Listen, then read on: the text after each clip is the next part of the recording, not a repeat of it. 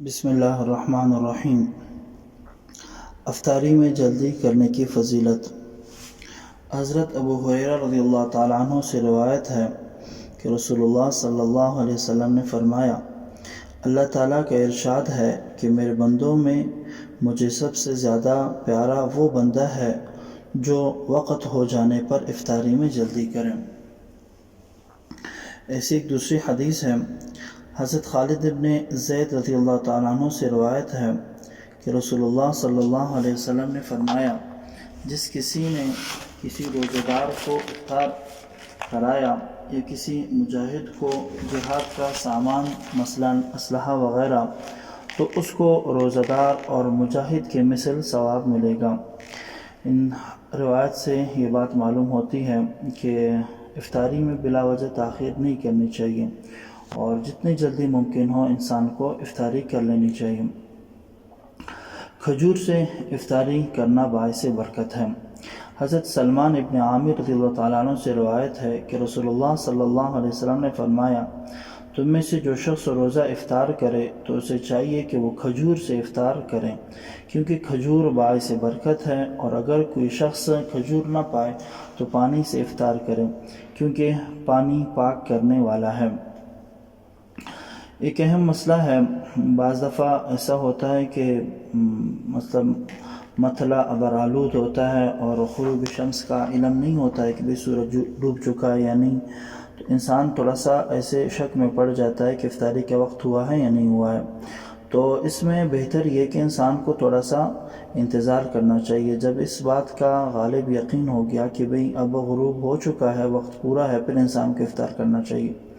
لیکن اگر ایسا ہوا کہ انسان یہ سمجھ رہا تھا کہ بھئی شاید افطاری کا وقت ہو چکا ہے اور اندھیرا تھا، یعنی کہ بادلوں کی وجہ سے یا کسی اور سبب سے، اور اس نے یہ سمجھا کہ شاید غروب ہو چکا ہے سورج، لیکن غروب آفتاب نہیں ہوا تھا، بعد میں پتہ چلا کہ وقت ہونے سے پہلے انہوں نے افطاری کی ہے، تو اس ایک روزے کی پھر قضا اس پر لازم ہے۔ جس نے بھی ایسے کیا اس ایک روزے کی کفارہ نہیں ہے، صرف قضا ہے۔ افطار کی وجہ سے نماز میں دیر کرنا۔ عام طور پر رمضان المبارک کے مہینے میں آپ نے دیکھا ہوگا کہ مغرب کی نماز میں کچھ تاخیر کی جاتی ہے، اذان کے بعد بعض جگہ 5 منٹ، 10 منٹ، 12 منٹ، تو اس کی گنجائش ہے بالکل، لیکن اس میں اس چیز کا احتیاط رہے کہ اتنی تاخیر کرنا کہ جس کی وجہ سے اندھیرا بالکل چھا جائے اور ستارے چمکنے لگیں، تو پھر یہ بالاتفاق مکروہ تحریمی ہے، اس سے پھر انسان کو پرہیز کرنا چاہیے۔ ہاں 5، 10 اور 15 منٹ کی گنجائش ہے۔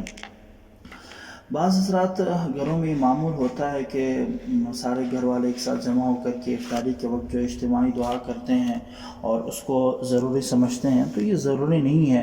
افطار کا وقت قبولیت کا وقت ہوتا ہے، ہر شخص کو انفرادی طور پر اکیلے میں دعا کر لینی چاہیے۔ اس کو ضروری سمجھنا اور بالکل یعنی کہ اجتماعی طور پر اس کو ضروری سمجھنا یہ درست نہیں ہے۔ اکیلے میں تنہائی میں بالکل آپ افطار کے وقت آپ دعا کر سکتے ہیں۔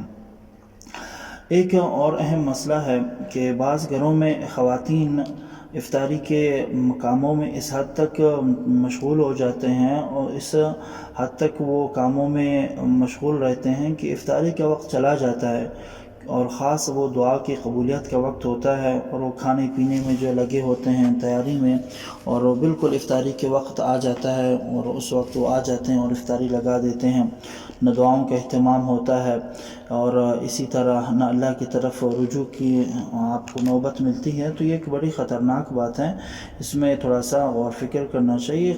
دعا کی قبولیت کا وقت ہے تو جتنے بھی معاملات ہیں کوشش کریں کہ افطاری سے 5 سے 10 منٹ پہلے اپنے آپ کو فارغ کر دیں۔